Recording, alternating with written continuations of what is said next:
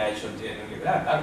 Como ya hizo el año 14, no había llegado a Valencia, ya se estaba cargando la Constitución del 12. O sea, era un encanto el hombre.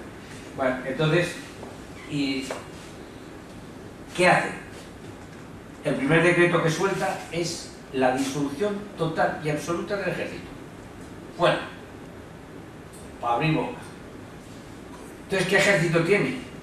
Pues tiene a unas cosas que se llaman regimientos, compañías realistas, que se han ido formando según va bajando el duque de Angulema desde la frontera, se van reuniendo y se llaman los realistas.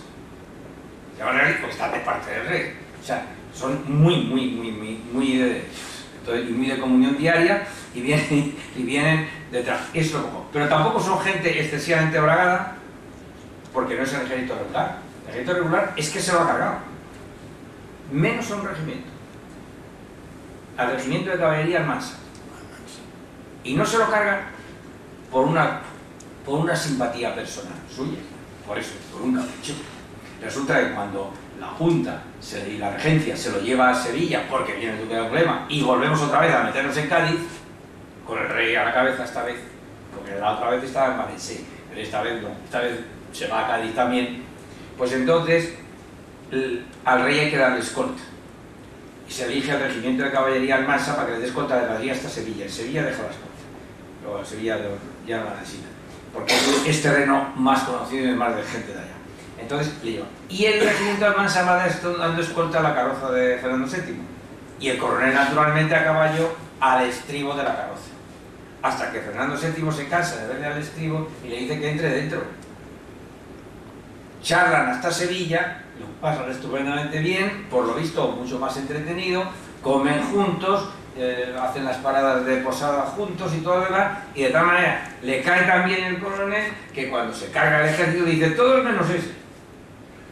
Y esa fue la cuestión de por qué el Almansa no fue disuelto. Se disolvió el ejército entero. ¿Cómo vuelve el ejército? Pues vuelve 2 regimientos este año, 4 el que viene, poco a poco. ¿A base de qué? A base de depuraciones de oficiales, a base de cargarse la hoja de servicio de unos magníficos oficiales que tenía y se los va cargando, porque toda la gente se aburre y se cansa. Las depuraciones duran hasta el año 31, en que la reina María Cristina mete la mano y acaba con ellas. Y dice que ya vale, ¿no? Vale, que esto no puede ser. Entonces, ¿cómo defiende? Como hubiéramos tenido una invasión, pues nos íbamos a haber defendido a bofetadas, porque los realistas tampoco valían para gran cosa.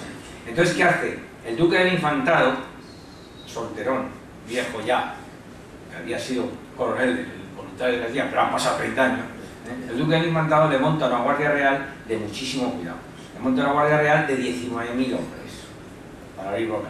El día que se lo comentamos al rey se quedó muy parado, porque decía 19.000 hombres, claro, teniendo en cuenta que la Guardia Real en aquel momento tenía 1900 y pico, la actual, y tiene hasta artillería, claro, dice, eso es un ejército, pues sí, majestad, era un ejército. Y él mismo dijo, no quisimos abundar, pero él mismo dijo, es que no se fiaba de nadie, ¿eh? Y pues no molesta, no se fiaba absolutamente de nadie. 19 hombres, porque el duque de Infantado se trajo a los batallones de cazadores y de granaderos de las milicias provinciales, los vistió de lujo, igual que a la Guardia Exterior de Caballería y a la de Infantería, y le montó esa que le faltaban 200 para los 19.000. O sea que mucho cuidado lo que este hombre montó. Bien, en el año, entonces, el regimiento voluntario de Castilla, ¿qué le pasa? Pues le pasa que no es de los primeros que le toca volver a esto, porque 2 este año, 4 el que viene, 6 el que viene, o sea, no se rehace el ejército así, sino según van trayendo avales hasta del cura párroco de su pueblo, los oficiales y todo el mundo, para poder volver a reingresar al ejército con limpieza de sangre y pureza de ideas, ¿no? Y tal. Entonces, no se rehace hasta el año 28. Y cuando el año 28 se rehace el Castilla, se rehace con el número 15 y simple y sencillamente con el nombre de Castilla. En Castilla, número 15. Entonces, el año 28, ¿qué puede vestir? No que puede vestir, no. Entonces, sí se sabe que viste, porque el reglamento del 28 le adjudica.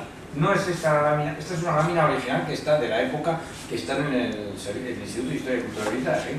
Entonces, así como este regimiento, que puede ser bueno, pues el que sea, que lleva el cuello blanco, ¿no lo ves? Y la portezuela blanca. El regimiento Castilla en ese momento tiene un cuello amarillo. Han desaparecido ya las gorras granaderas, así que tanto granaderos como fusileros y como cazadores, un pompón rojo, uno blanco o amarillo y uno verde. Pero las gorras granaderas desaparecieron. Aquella es del año 15, fue la última vez que hubo gorras granaderas, gorras de pelo, porque entre otras cosas que nos habíamos estado quedando sin osos, porque las hacían de pelo de oso y así, claro, la limpia que hicieron fue tremenda, no quedó ni uno. Bueno, entonces, el año 29 hay una reorganización, y esa reorganización al Castilla le toca el número 19, no el 15, el 19. Y en 1833 definitivamente se queda con el 16 y es el que seguimos conservando, es decir, con el lapsus de la Segunda República, en donde quiero recordar que le dieron el número 3 o algo así, porque claro, desaparecieron rey, reina, príncipe, Borbón, tal, y ya empezó a correr en escalafón a una velocidad que se quedó con el número 3. Yo, vamos a ver, hemos visto, este es el reglamento de 1828-1830, luego el 33, cuando Castilla 16 es Castilla 16, el del 33, su uniforme es ese, además que con los libros amarillos, que es igual, es que es una lámina de época. Entonces llega 1841, y viene un uniforme que para mí es el más bonito que ha tenido el ejército español, pero como me tienen manía, pues solo duró 5 años. En el año 46 se lo cargan, y además porque el del siglo XIX es la locura corregida. Cada 4 años se cambia de uniforme, de organización, y además no es, pues lo lleva usted verde, le vamos a colgar un lacito rojo. No, va usted de verde, mañana va usted de amarillo.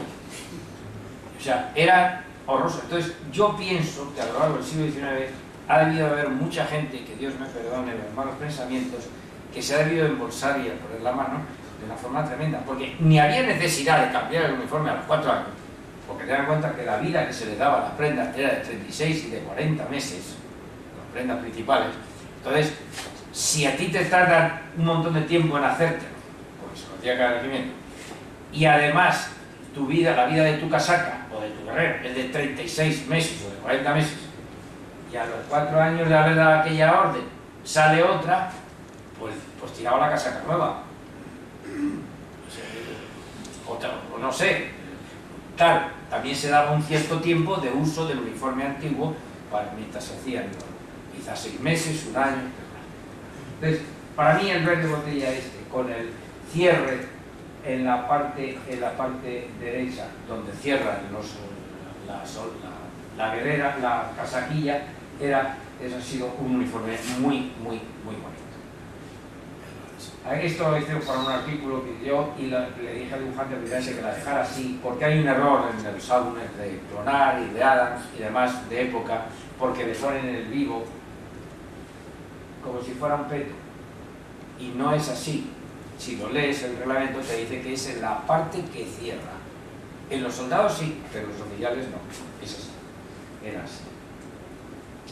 Y esta es una lámina de época. Lo otro estaba hecho por mi dibujante, dibujado conmigo, pero esta es una lámina de época. Y tiene gracia, y digo tiene gracia porque las casualidades del mundo, que estamos hablando del Castilla 16 y las láminas que acompañaban, varias láminas que acompañaban al reglamento escrito de ejemplo van y ponen en el banderín de compañía del 16. O sea, eligen a Castilla como ejemplo, podían haber puesto el inmemorial o podían haber puesto la reina, el Dota, pues no sé yo, eso es un 16. O sea que esta lámina, que está hecha en 1841, pues es un 16. De la casualidad. Llega, digo que dura poco. En 1846, la casaquilla es del mismo estilo, pero la vuelven azul turquí y con una sola fila de botones. Una charretera en la derecha, subteniente, y una capona en la izquierda.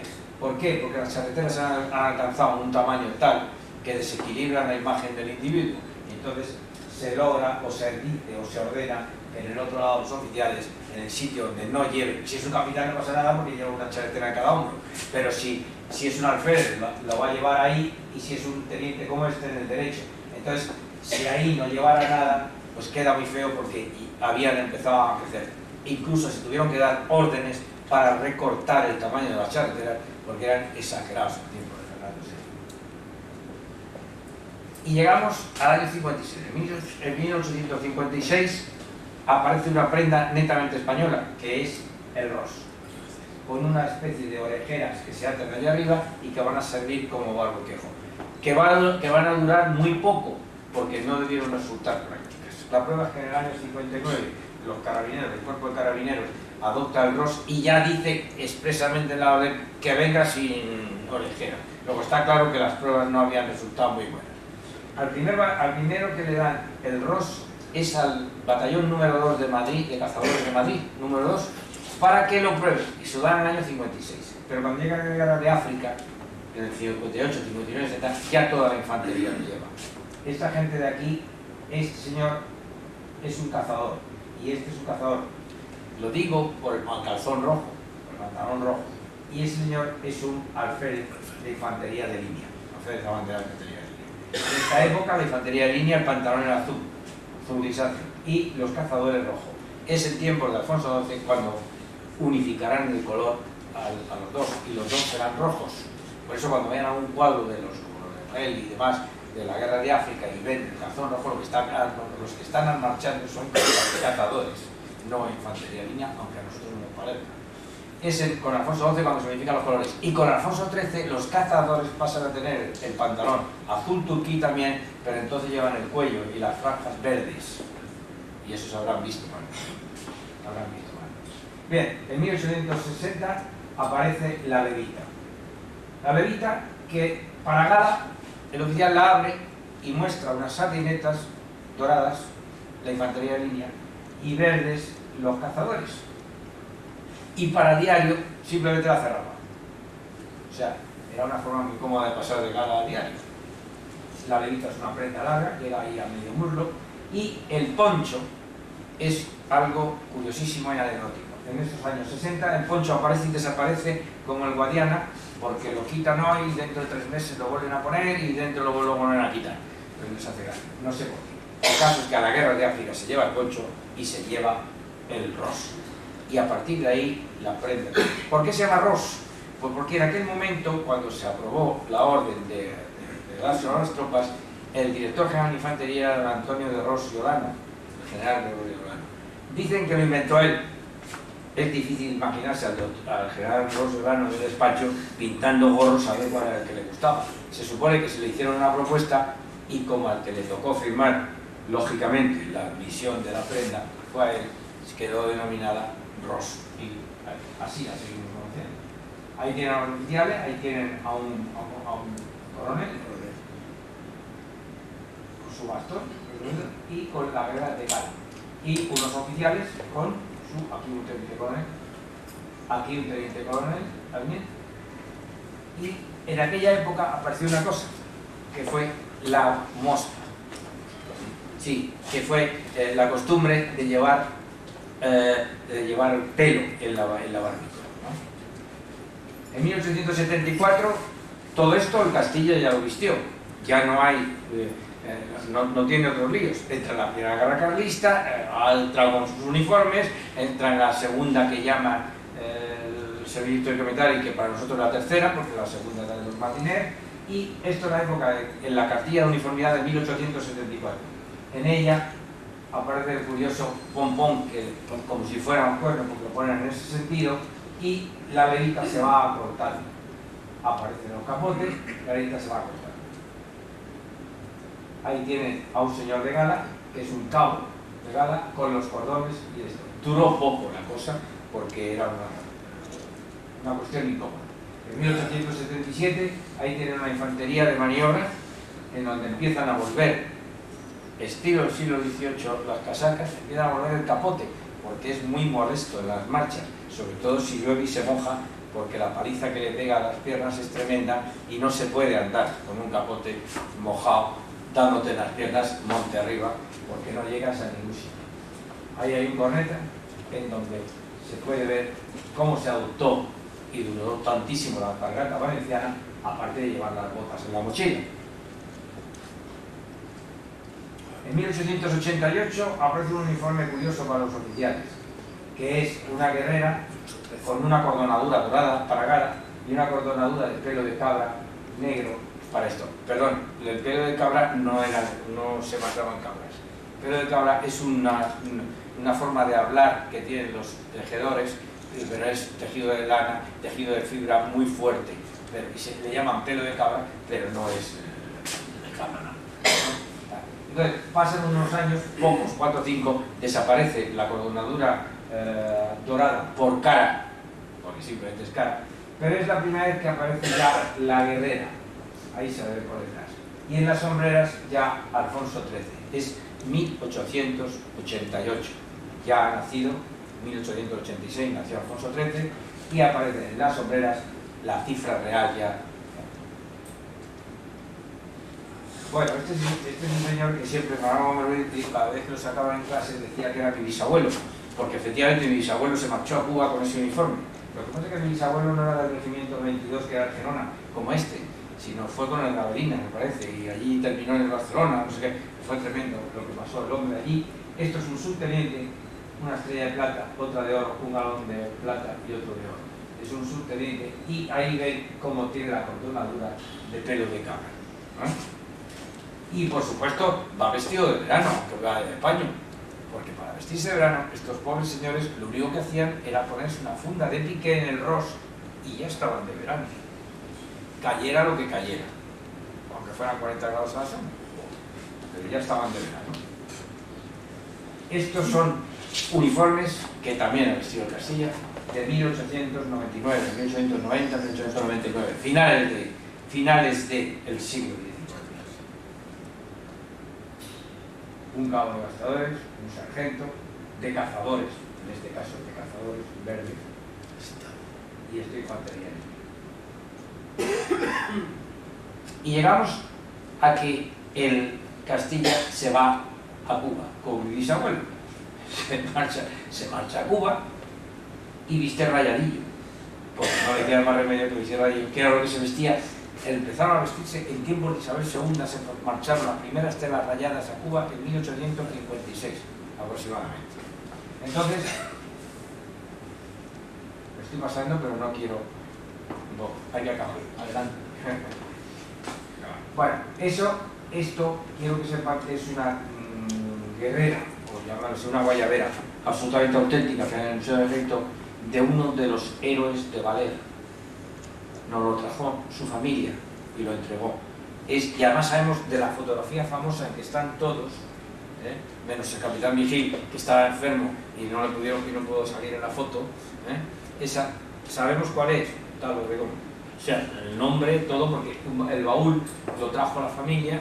Yo tuve la suerte cuando estaba catalogando en el museo de recibirlo, y no había más que, no había pantalón, no había más que la guayabera y el hippie japa, el sombrero de paja. Entonces, pero que estaba estupendo, porque es que le toca si estaba estupendo, lo habían conservado muy bien, no se había estropeado nada, y es una pieza. El famoso rayadillo de Cuba es ese famoso 1000 rayas que hemos llevado hace años en los pantalones de 1000 rayas, ¿no? La rayita azul muy junta a otra, no más de 1 milímetro de otra. Eso es un rayadillo. El rayadillo de África y de la península era distinto, veremos alguno, era más o menos 1 centímetro de separación de las crudas, loretas, y más o menos 1 centímetro de separación entre la raya, que podía ser a veces negra y a veces azul. Pero aquí esto es un tejido muy fino, esto es un tejido de algodón muy fino, porque a donde iban los rigores del clima.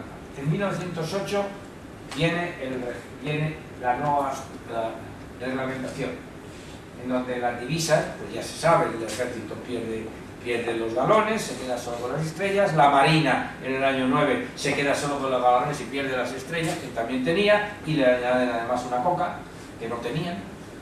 Y aparece la gorra de plato, y ahí tienen un oficial de infantería. Y aquí un sargento de infantería, que lo ha pintado por José María Bueno. Está muy bien porque es un sargento del regimiento Inmemorial del Rey después de 1908, que es cuando pidió al rey llevar la corona aquí, porque antes no llevaba la corona, llevaba un uno. La controversia que ha habido con las tropas del cuartel general del Inmemorial, que llevan un uno, y pidieron llevar la corona. Entonces se defendió, me acuerdo, estaba haciendo el cuarto militar, la general Rodríguez de Austria, y nos llamó para comentar que cómo era eso, que cómo le iban a dar si la Guardia Real lleva la corona, que cómo se iba a poner además el regimiento de... Eso es así, eso fue un desliz quizá de Alfonso XIII, porque su Guardia Real, desde el tiempo de Alfonso XII, en las sombreras ya llevaba la corona, solo. Y cuando iban también los alabarderos, cuando iban de época de calle, llevaban la corona. Entonces, que quién era más antiguo y quién era más tal. Hicimos un informe, le dijimos que esto era así, que lo sentíamos mucho, pero que fue Alfonso XIII en 1908 que el regimiento Inmemorial le pidió utilizar la corona y él le dijo, bueno, pues se la ponga. Y yo creo que se pasó, porque claro, luego ha habido el de ese de decir, entonces el que se callaría era ahora cuando lo han querido poner, han dicho, y el regimiento de cuartel general lleva un, que es en realidad lo que debería llevar. Por esa misma época en Lusitania pidió la calavera con las tibias cruzadas, por lo de la batalla de Madonna del Olmo, y por esa misma época, en 1908, porque antes los cazadores de Lusitania a caballo, los cazadores de caballería, no llevaban la calavera con las dos tibias. También se la pidió por esa época y se la concedió. Y llegamos al 14, al 26 y al 27. Es por ahí, por esa época, donde tú quieres hacer, no ahora. Bueno, en la primera vez, el primer uniforme de verano que aparece es en el 14 y es ese que hay ahí, más o menos, con sus polanillas, el sombrero pavero picado en el año 26, cerrado hasta arriba, y la boina que duró poco.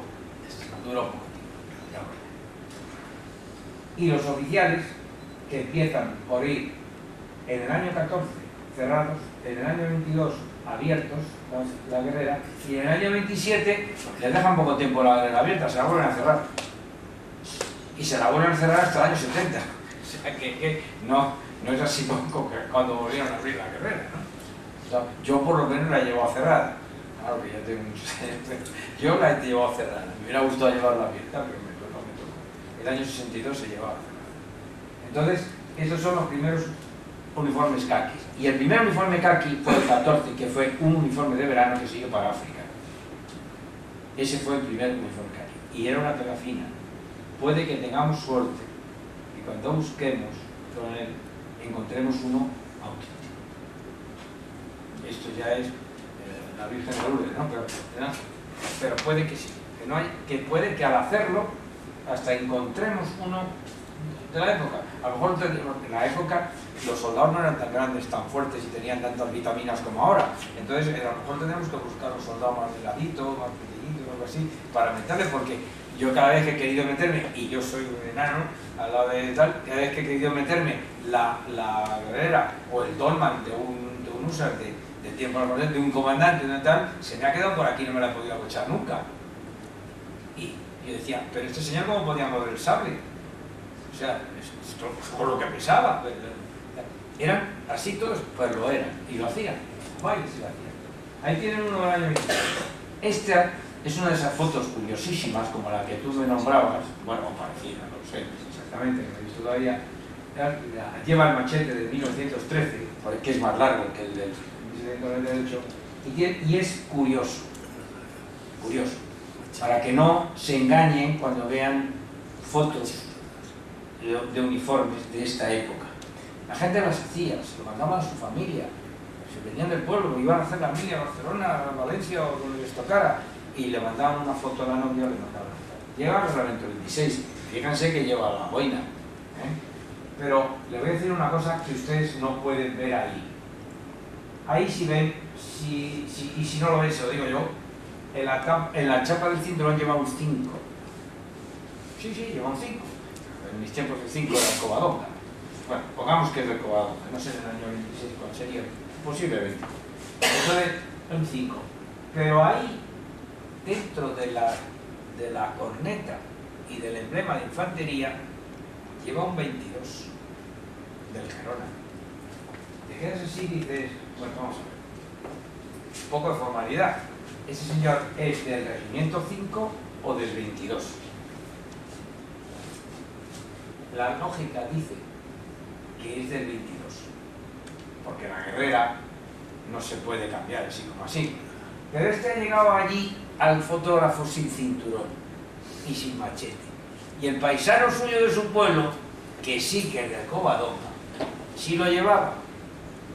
Y le ha dicho, oye, tú te vas a hacer una foto y yo que toma miedo.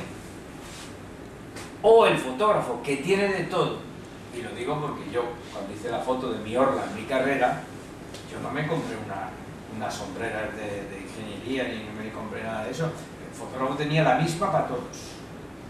A todos los que íbamos pasando, como la foto nos hacía así, a todos nos puso la misma. ¿Quién se iba a comprar un uniforme? Hubo quien se lo compró para casarse, pero ¿quién se iba a comprar uno? Y ahí tienen a un individuo con un 22 aquí, y pues se mira con una lupa y lo ves perfectamente, y un 5 en ese. Quieto. Y esto es un rayadillo de África. Esto es 1910. Y este señor sí es del regimiento del rey, de inmunidad del rey, hay una corona, y es 1910. Y como ven, quizá pueden apreciar desde ahí, supongo, que las rayas son mucho más anchas, es una loneta, y tiene una funda, el ros de verano. Está en traje de verano. Puede estar en la península o puede estar en África, porque en los primeros años del siglo el uniforme de verano era este. El reglamento del 43 lo hemos visto todos y lo hemos vestido, yo creo. Y seguimos y siguen vistiéndolo, porque todo lo que tienen ustedes no son nuevos reglamentos. La apertura de guerreras, la subida de divisas, todo eso son reales órdenes o órdenes comunicadas o órdenes ministeriales, que en realidad no superan a un reglamento que es un decreto. Pero no hay otro reglamento nuevo todavía. Está escrito, está guardado, pero no está publicado. Entonces, tiene mucha gracia el tema de decir, bueno, ¿y ahora qué hago yo? Y si me cierro la guerrera y me ve el general, ¿qué pasa? Y después te va a decir, hombre, ¿qué haces tú con la guerrera cerrada? Y entonces, si se pones a decir, perdón, un orden ministerial es de rango inferior al decreto, y el decreto dice que la tengo que llevar cerrada. Bueno, no se puede hacer eso, claro, pero la verdad es que estamos sin reglamento de uniformidad. Esa es la verdad. Estamos a base de disposiciones de boletín y disposiciones de boletín. Eso es el año 43, eso es el año 50 y tantos, ya, 60 y tantos, 70, es el uniforme, la gorra montañera, el 3/4, la bota de 3 correillas, todo eso.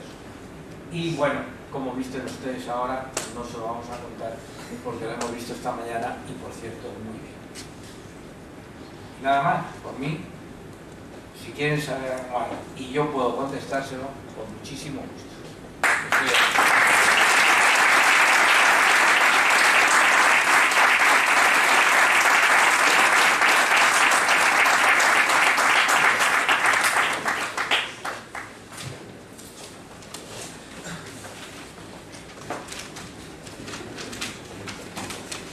¿Tienen alguna pregunta?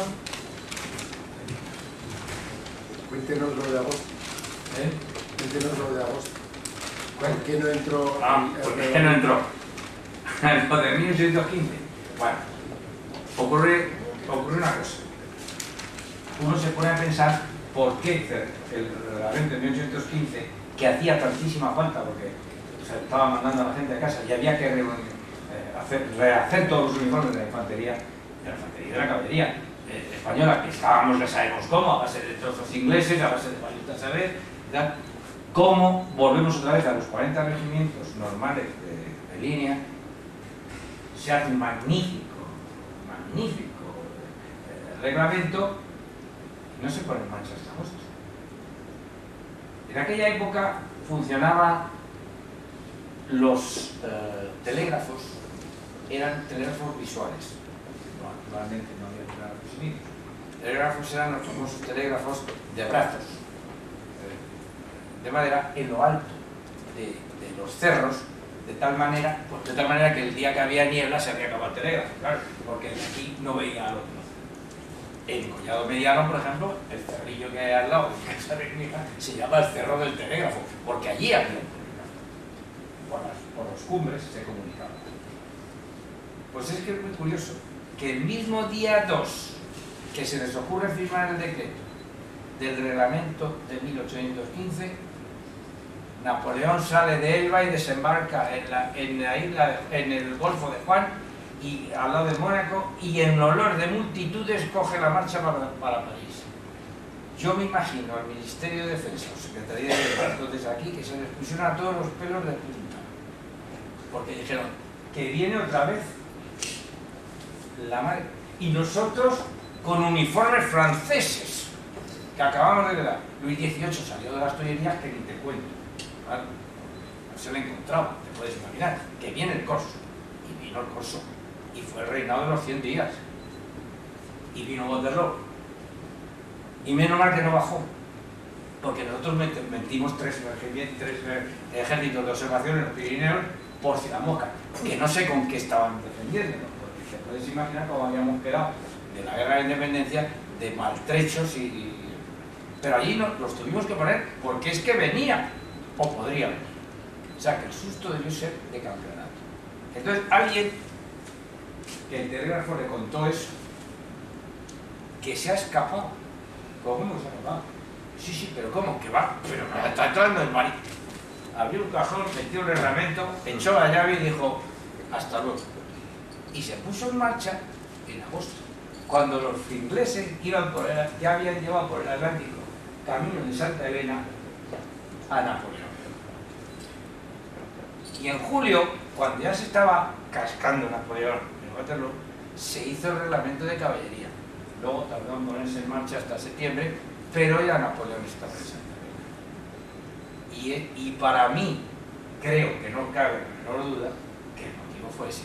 Es que había que echarle mucho valor. Nos acabábamos de pegar con ellos y les estábamos copiando los uniformes. O sea, no parecía a mí muy ético, ni muy moral, ni muy nada. Así que alguien lo debió esconder y decir, como venga, yo no estoy. Ni en el reglamento tampoco. Así que, y por eso se puso el auto. Estoy completa, vamos, cuando estudian los documentos y está clarísima, todos les dijeron, ¿pero qué dice? Si se acaba de escapar de la isla de Elba. Dice, ¿cómo? Dios mío, yo me imagino que deben empalidecer todos y decir, la que se nos viene encima, como este día que viene para acá otra vez. Y guardaron. Es que cuando estudias el reglamento, pieza por pieza, es un chaval, ya lo habéis visto, parecía un granadero francés, vamos, recién salido. En agosto de 2018 estaba otra vez en las Tullerías. Ya no había problema.